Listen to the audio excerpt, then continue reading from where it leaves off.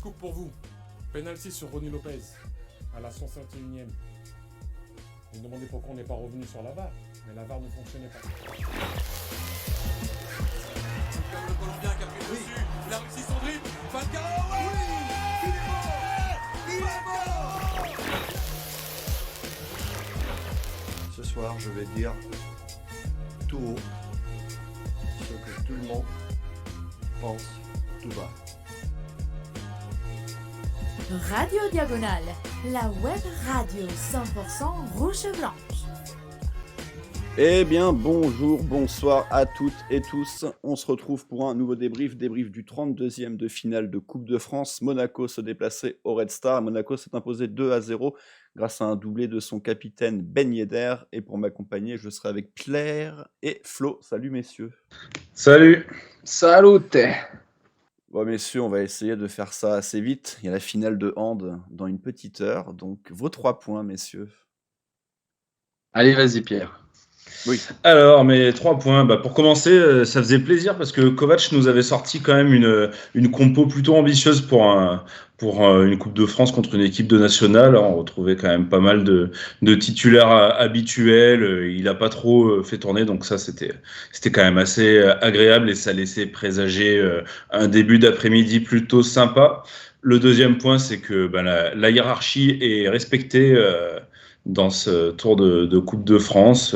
Voilà. Quand ça se passe, on est content, on dit surtout que c'est normal, mais quand ça arrive pas, c'est un peu la honte. Donc réjouissons-nous de ça. Et mon troisième point, je viens tempérer mes 2 premiers points très positifs en nous disant pas d'enflammade. C'était quand même pas folichon comme match. Et heureusement qu'on passe. C'était le minimum. Voilà. De ton côté, yes. Flo, tes 3 points. Alors, moi, mon premier point, ça va être le biathlon, les gars. Non, mais pour faire une petite ça, c'est les points 3, ça. Ça, c'est les points 3, ça. C'est les points 3, mais là, je le mets en 1. Écoute, parce que c'est un sport dont je ne vais pas en parler à chaque fois, mais moi, c'est un sport qui me tient à cœur, que je regarde depuis plus d'une dizaine d'années. Et aujourd'hui, tout le monde regarde ça parce que c'est sur l'équipe. Et c'est un sport merveilleux que j'invite tout le monde à regarder. Et là, les Français font 1 et 2 en France avec une ambiance de folie. Regardez ça, c'est juste le sport médiagénique par excellence. Mon point 2, la française a fait 2 aussi. Hein, et a fait 2 et quand même. Ouais. Enfin, que des podiums ce week-end. Le point 2, c'est la Coupe de France. Alors, je sais que Rome, ça te tient à cœur et on est... oui, bim, dans le sujet, dis donc.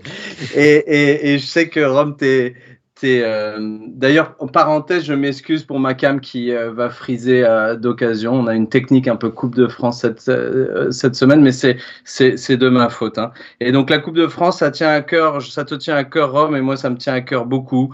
La finale de 91, c'est un de mes premiers souvenirs de supporter de l'ASM. Un de mes tout premiers, en fait, c'est la finale de 89 perdue.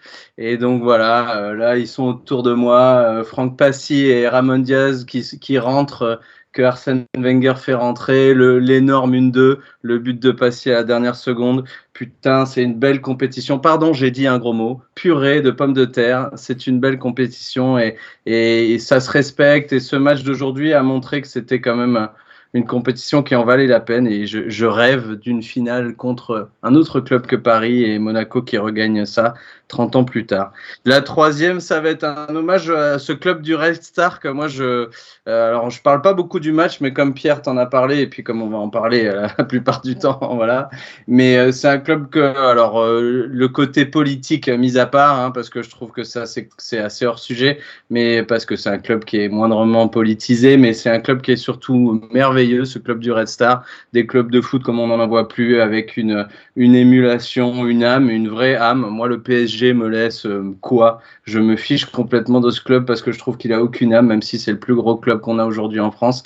Si jamais les Qataris étaient allés au Red Star, je serais beaucoup plus fervent. Mais en tout cas, c'est un club magnifique. On voit des gars qui soutiennent, tout un stade qui soutiennent des mecs qui viennent perdre 15 minutes après le coup de sifflet final. Et ça, c'est assez représentatif de ce club qui comment on dit, devrait être plus connu en tout cas. Ouais, c'est vrai que ça me rappelle une discussion qu'on avait eue ça sur est-ce que le PSG a une histoire et on n'était pas vraiment d'accord sur le sujet. Même si je n'aime pas ce club, Paris a une énorme histoire et a une âme. Elle a peut-être changé, mais ça fait quand même partie des plus gros clubs de France. Mais après, c'est ton avis.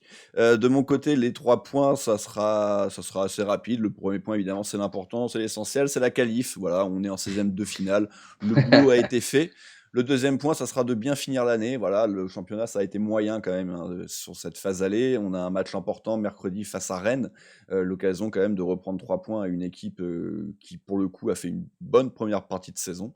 Et le dernier point, évidemment, c'est pour notre capitaine, Ben Yedder. Il fêtait sa centième apparition sous le maillot monégasque. Et donc, c'est 53e et 54e but.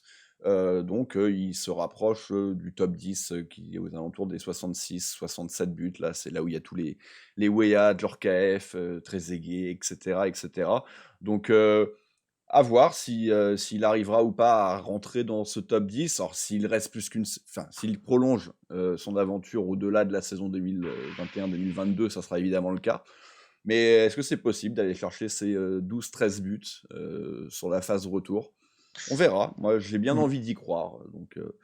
Donc on verra bien. On va passer maintenant à la rencontre, messieurs, la composition.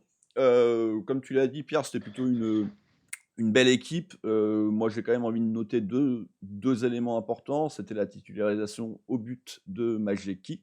J'allais dire Quentin. Décidément, on est complètement...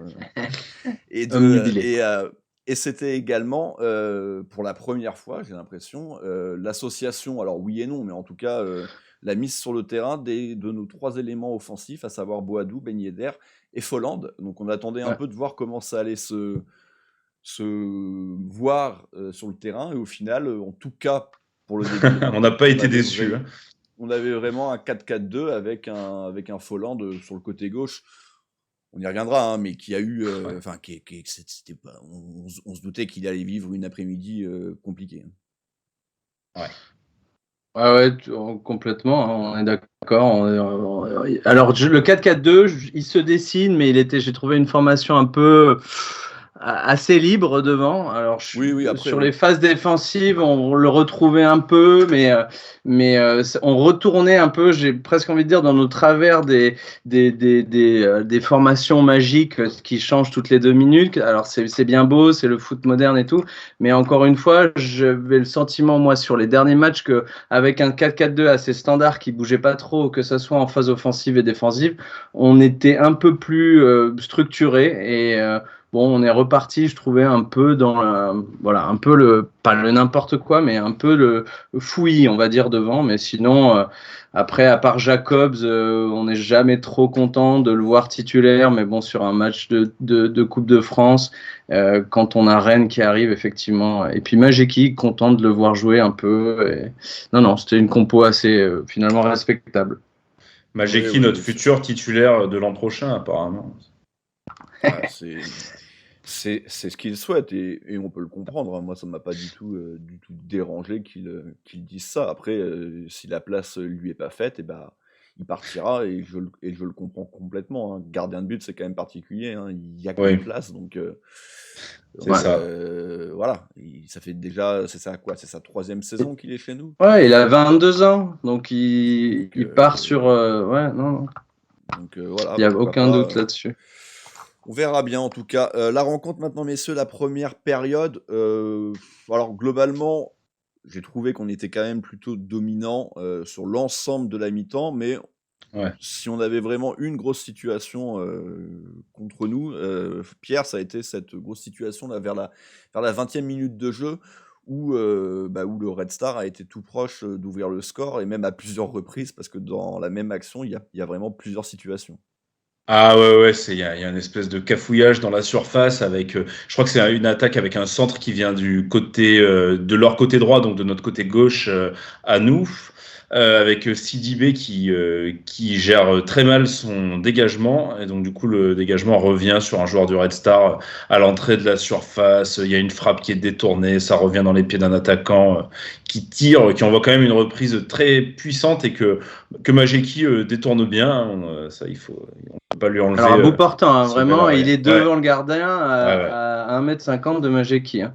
Ouais, c'est une vraie balle de but et on prend vraiment le bouillon à ce moment-là dans la surface. C'est impressionnant le nombre de mauvaises interventions. Il y a personne en fait qui fait preuve d'autorité dans nos défenseurs. Donc les mecs du Red Star ont eu le temps d'essayer, de réessayer. Donc forcément, ils ont fini par cadrer. Et bon, heureusement pour nous, le gardien l'arrête, quoi. Donc c'est le premier gros fait à noter. Et cette grosse situation, en fait, qui donc encore une fois était aux alentours de la 20e minute, hein, j'ai plus exactement le... Ouais, c'est ça. 23e. Ouais. Voilà, c'était... À partir de là, je trouve que quand même que Monaco a été mieux, ça nous a certainement un petit peu réveillés. Sur les 20 premières minutes, on avait déjà eu quelques petites situations qui n'avaient pas forcément été bien gérées. Il y avait eu, c'est pareil, hein, j'ai plus exactement l'ordre des occasions, mais il y avait eu une grosse occasion pour Folland sur un des rares bons centres de Jacobs. Jacobs, C'est vrai que malgré tout, à partir de là, Monaco va mettre un petit peu plus le pied sur le ballon, on va être un petit peu plus dominateur, Flo, sans toutefois trouver de réels décalages, de réelles situations. Encore une fois, j'avais mis sur la compo de départ un Golovin très excentré à droite, mais il est quand même assez rapidement beaucoup plus rentré dans l'entrejeu. Et Sidibé avait vraiment plus un rôle de piston d'offensif que Jacobs, qui lui était un peu plus cantonné derrière, on va dire, et ça a libéré un petit peu le couloir pour Sidibé du côté droit. Le fait que Golovin rentre à l'intérieur, malgré tout, il n'y a pas eu non plus 150 situations pour Monaco lors de cette période. Non, ben sur toute la première période, on peut dire il y a deux modes de jeu pour Monaco offensif, qui est ou de balancer loin devant ou de récupérer très haut, chose qu'on va faire plusieurs fois. On voit que c'est une équipe, et d'ailleurs dans leur championnat, hein, ils ont une très bonne, la 4e attaque, je crois, mais une très mauvaise défense, et on sent qu'ils ont terriblement du mal à relancer, donc on les prend plusieurs fois là-dessus, sur une récupération haute, ou alors on balance devant. Effectivement, cette grosse occasion à la 23e va complètement nous réveiller. L'occasion de Volland est à la 26, il y en a une autre avec Ben Yedder qui est excentré, qui tire un peu à côté juste une minute après, et puis finalement, dans la foulée quasiment, 33e, arrive ce but. Alors je sais pas si je le décris, mais ça part d'une frappe anodine. Anodine qui est contrée par Volland et qui est mal renvoyée encore une fois par cette défense. Et encore une fois, on se crée l'occasion sur une récupération. Ben Yedder qui récupère la passe un petit peu ratée du défenseur. Et là, un petit crochet suffit à passer le prochain défenseur. Et donc, il se retrouve devant le gardien. Et alors là, on a tous envie de savoir ce qu'il va faire presque dans ce 10e de seconde. Alors, est-ce que c'est le piqué? Est-ce que c'est autre chose? On sait que c'était sa marque de fabrique, mais là, ces derniers temps, il n'y arrivait plus trop. Et en fait, il fait une espèce de mini feinte de frappe. Le gardien bouge pas trop. Il pourrait le contourner, mais il finit par mettre une frappe en fait sous le gardien qui la touche, mais qui peut pas empêcher le ballon de rentrer dans la cage. Donc ça fait du bien parce qu'honnêtement, effectivement, le Red Star est pas dangereux, mais on sent qu'avec l'ambiance du stade, on sent que avec le côté Coupe de France, il y a vraiment voilà, c'est bien de se mettre à l'abri quand même pour pas que les choses s'emballent dans l'autre sens, quoi. Oui, parce que c'est vrai que les Parisiens, ou en tout cas franciliens, étaient plutôt bien en place jusqu'à présent. Ils nous avaient mis encore une fois un petit peu en difficulté, mais c'est vrai que tu te dis, voilà, tu es censé avoir fait le plus dur, tu as marqué ce premier but à l'extérieur dans toujours ces matchs un petit peu pièges. Au final, Monaco mène 1-0 à la mi-temps, c'est malgré tout plutôt logique parce qu'on a eu quand même plusieurs vraies grosses situations. C'est vrai que tu en as parlé de cette frappe de Ben Yedder, petit filet. Moi, j'en veux un petit peu à Boadou quand même de ne pas avoir donné le maximum sur sa course et de peut-être avoir voulu un petit peu trop la laisser aussi à son capitaine. Malgré tout, voilà, Monaco mène 1-0, Pierre, et en début de deuxième mi-temps, on va tout de suite y avoir un premier changement opéré par Kovac. C'est Diop qui va remplacer un Golovin assez... Voilà, bon, un match Un Golovin assez- pas terrible, ouais. Ouais, un Moyen. que toujours intéressant sur certaines prises de balles, des vraies qualités de technique, mais un petit peu de nonchalance. Et c'est vrai que Diop, la rentrée de Diop n'était pas complètement saugrenue, surtout qu'en plus on sait que les deux joueurs souvent se partagent un petit peu quand même le temps de Oui. jeu et surtout la qualité des matchs. Rarement l'un et l'autre sont bons en même temps. C'est vrai, Donc, ouais. donc voilà, cette deuxième mi-temps, Pierre, t'en attendais quoi? Moi, je l'attendais que Ben Yedder marque beaucoup de buts. Ça a failli être le cas. Ah bah oui, j'attendais quand même qu'on creuse l'écart, même si je me doutais qu'on allait quand même être un peu dans la gestion. Et bon, on rattaque quand même la seconde mi-temps assez sérieusement. Je trouve que l'entrée de Diop fait du bien parce que il a quand même moins peur d'aller au combat dans ce genre de match, Diop. C'est vrai que quand tu joues contre une équipe de nationale comme ça en Coupe de France, t'as aussi ce côté un peu rugueux auquel Golovin est peut-être un peu moins préparé. Et puis Quand t'as Ndoye, oui, c'est sûr. ouais, Ndoye, ouais, puis même un peu toute leur équipe, c'était quand Oui, même, ouais, c'est rugueux, quoi.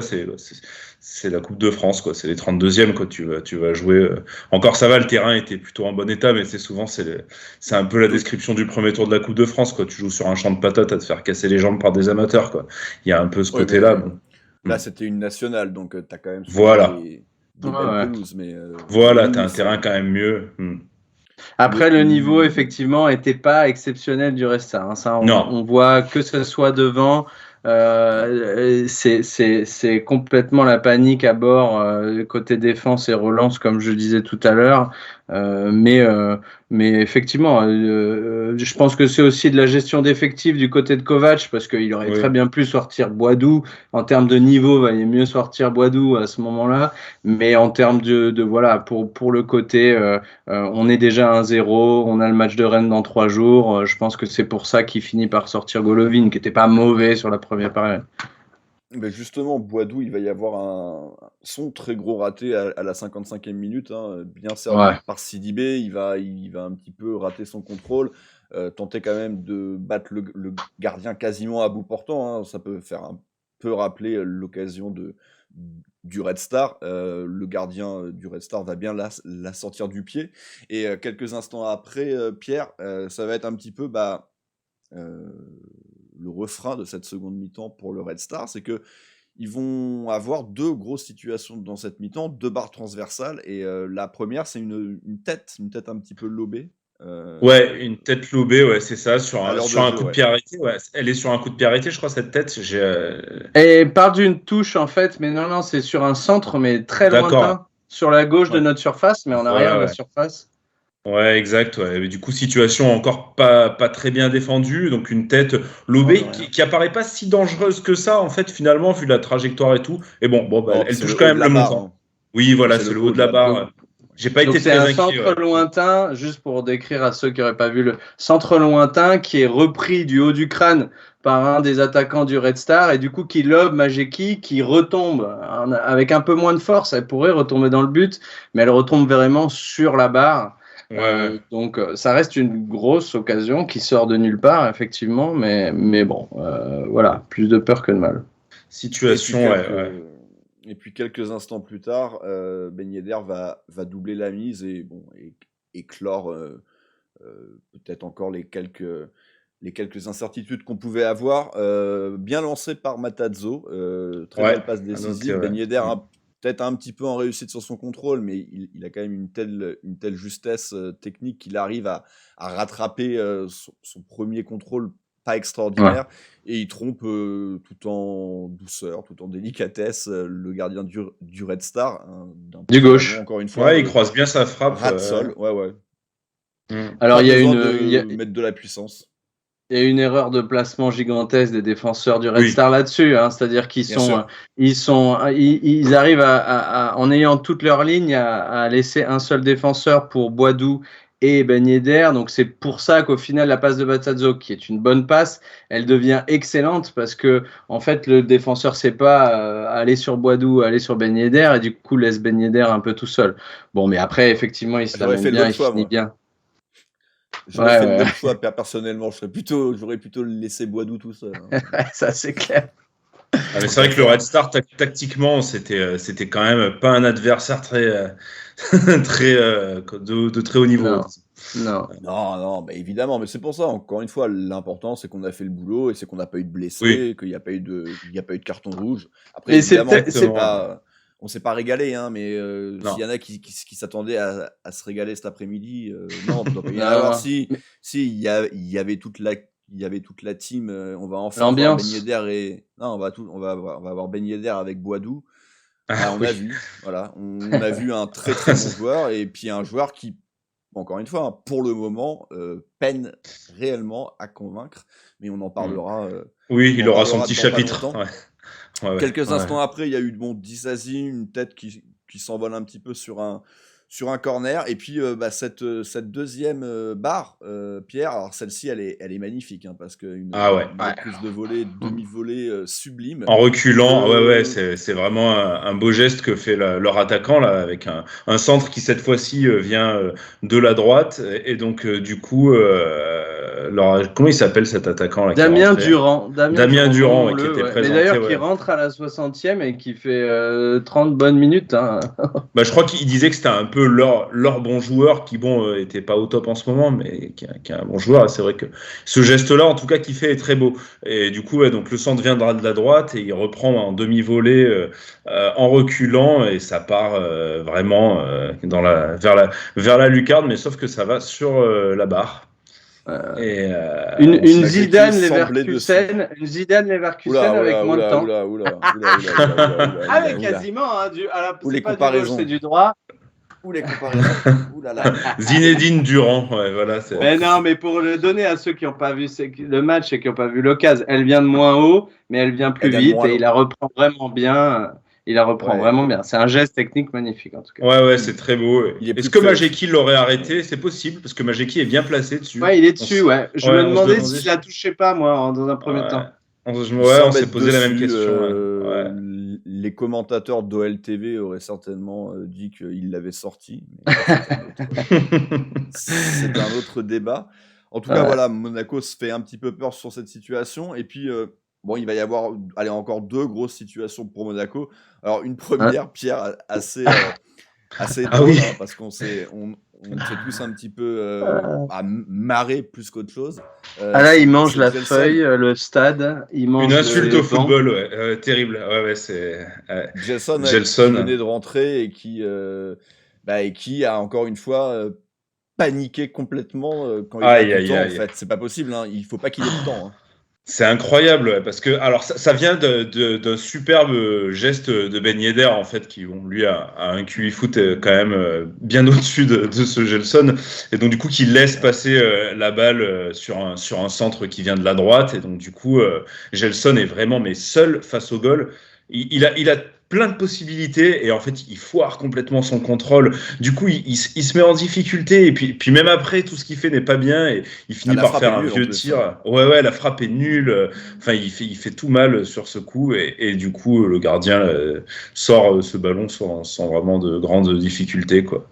Mais c'était un troisième but tout fait quoi. Une Gelson. Ouais, une Gelson, ouais, exactement. Dans le langage. Ben Yedder lui-même va pas être très loin du triplé, mais le gardien du Red Star va bien s'interposer. Et puis dans les dernières secondes, encore une fois, Zinedine Durand, vu que c'est comme ça qu'il faut l'appeler maintenant, visiblement, va rater une dernière situation pour le Red Star qui, au final, au vu de leur prestation globale, aurait certainement mérité à minima de marquer un petit but. Après, ça aurait rien changé. Ça aurait rien changé au sort de la rencontre, mais c'est vrai qu'ils ont plutôt fait une bonne prestation. Vous le voyez dans les stats, ils ont quand même pas mal tiré au but. Ils ont plutôt cadré aussi malgré tout, sachant qu'il y a quand même 2 ballons sur les montants. Donc, c'est pas comptabilisé dans les frappes cadrées. Évidemment, un peu de possession, peu de passes, mais bon, une prestation pour une équipe de nationale face à ce qui est censé être un des poids lourds en France, c'est pas une mauvaise prestation.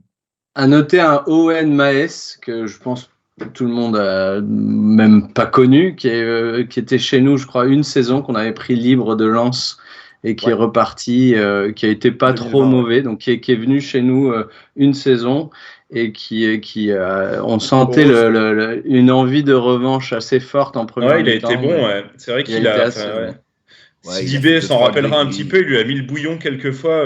Ouais. Je pense que c'est lui Oui. sur la grosse occasion en première, parce que ce que tu décrivais, en fait, elle démarre avec un joueur qui dribble, mais au moins 2 ou 3 de nos joueurs et qui rentre mais dans la surface peut-être en lui, explosant 2-3 de nos défenseurs. Et je me demande si c'est pas lui. En tout cas, ouais. Ils font une prestation correcte. Après, ouais, comme tu dis, ils auraient pu marquer, on aurait pu marquer aussi. Ça peut finir 3-1, 4-1, un truc comme ça. Bon. Ils se sont bien battus, comme on dit dans le foot. C'est pour voilà.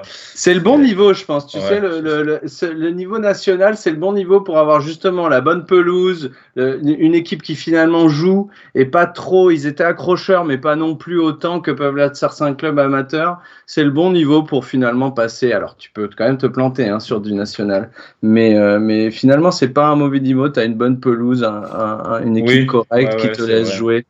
Ça nous a plutôt réussi. Ouais. En tout cas, voilà, Monaco est qualifié donc en 16e de finale. On verra le tirage au sort. Je ne sais pas du tout quand c'est prévu, mais pour l'instant, il n'y a pas eu trop de grosses surprises. Si, là, j'ai vu que Metz avait été éliminé. Bon, de toute façon, Metz faisait partie des petits de Ligue 1, et puis je pense qu'ils ont plus urgent pour le coup, eux, que la Coupe de France, a priori, sur cette deuxième partie de saison. Marseille se fait un petit peu peur, mais au final, c'est quand même imposé assez largement. Donc Lyon, oui, voilà, Lyon, c'est vrai qu'il reste quand même Lyon. Ouais. Est-ce que Lyon va perdre ou pas cette rencontre sur tapis vert? Ouais. C'est vrai que pour le coup, ça pourrait faire un très très gros en moins. Mais bon, pour l'instant, rien. Cela ne nous regarde pas. Rien n'est encore officiel. On va passer maintenant rapidement top et flop. Le top, on n'en a qu'un seul, évidemment, c'est Ben Yedder.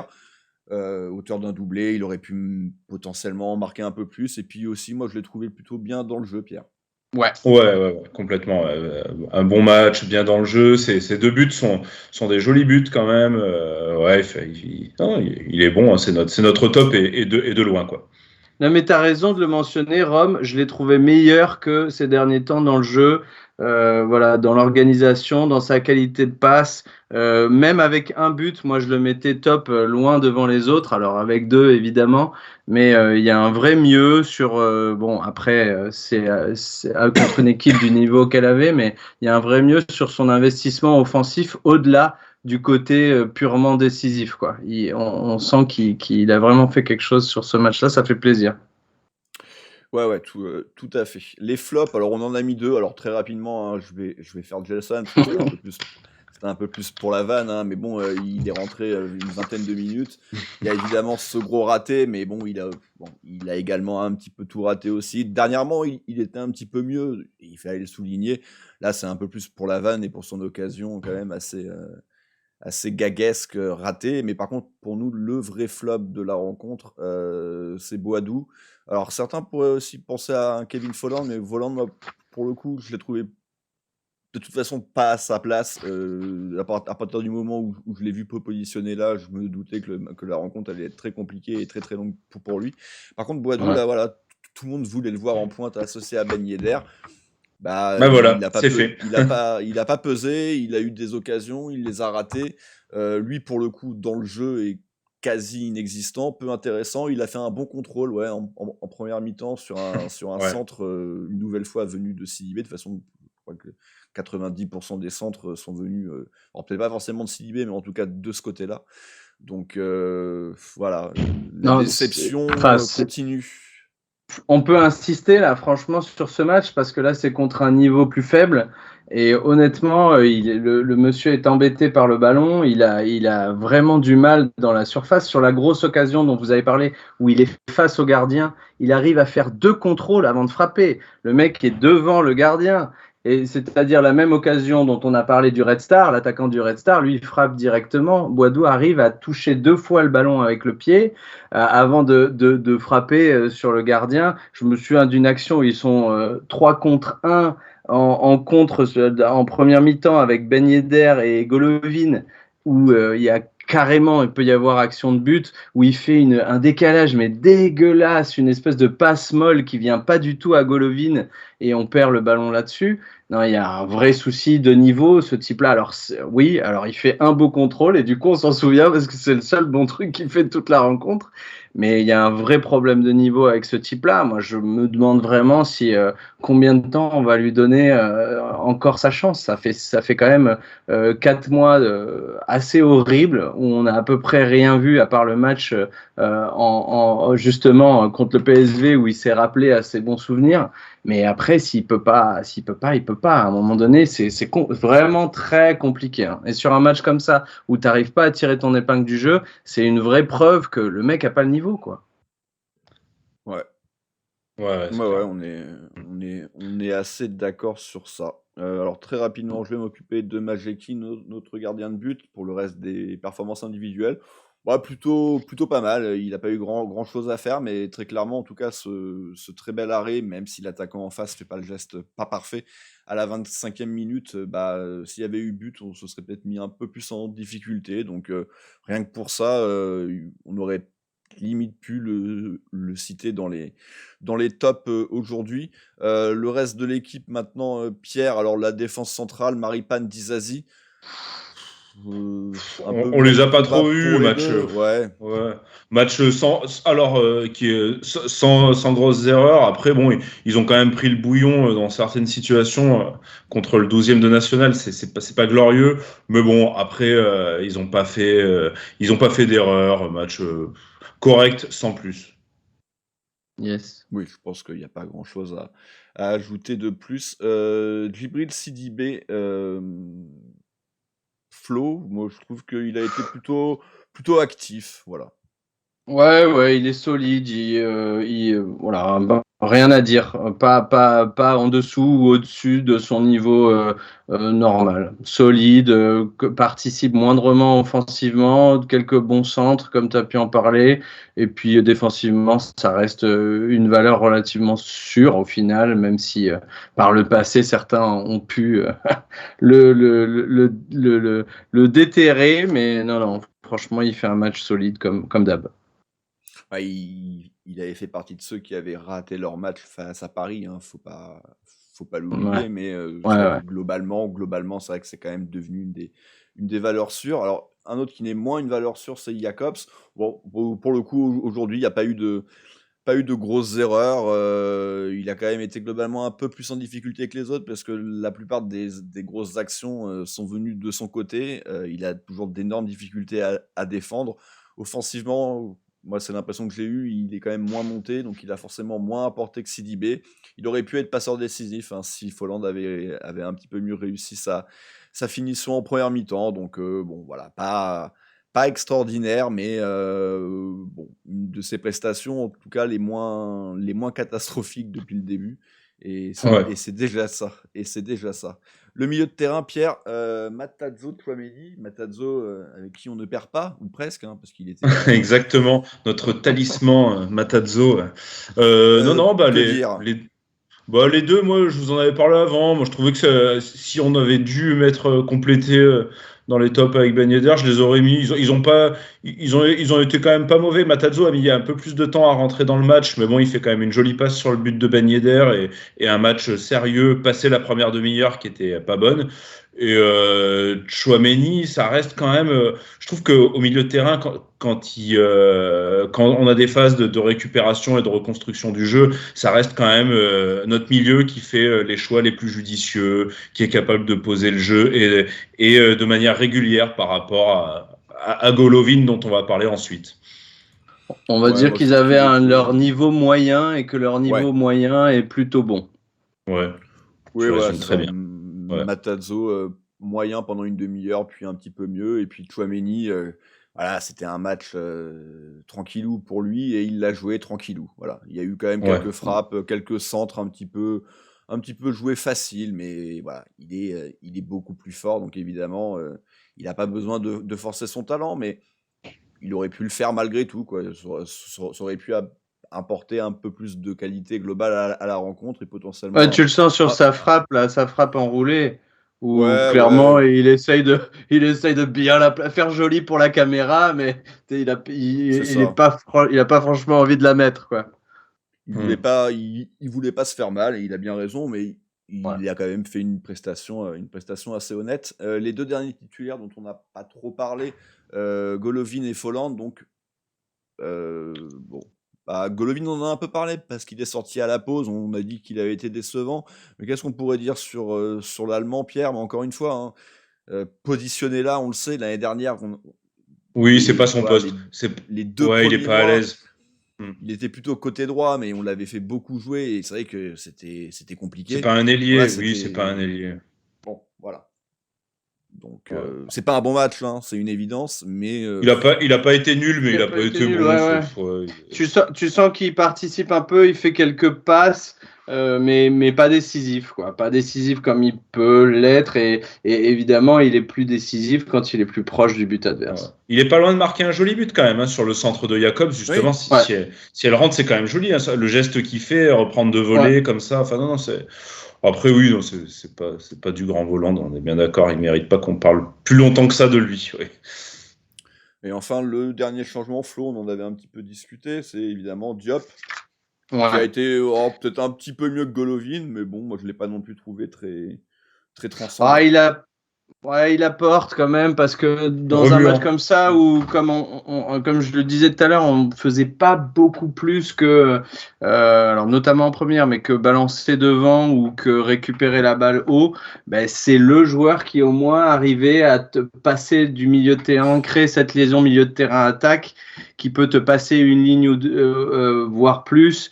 Et non, je l'ai trouvé plutôt bon, moi. J'ai trouvé entre Golovin et Diop sur ce match-là, pour moi, il n'y a pas photo. Hein. Diop est bien meilleur et apporte finalement quelque chose. Ça a assis après, en voyant bien que le Red Star, après le premier but, a quand même pris un coup. On sent qu'ils n'ont vraiment pas eu cette réaction d'orgueil. Donc, c'était quand même une équipe diminuée, on va dire, mentalement.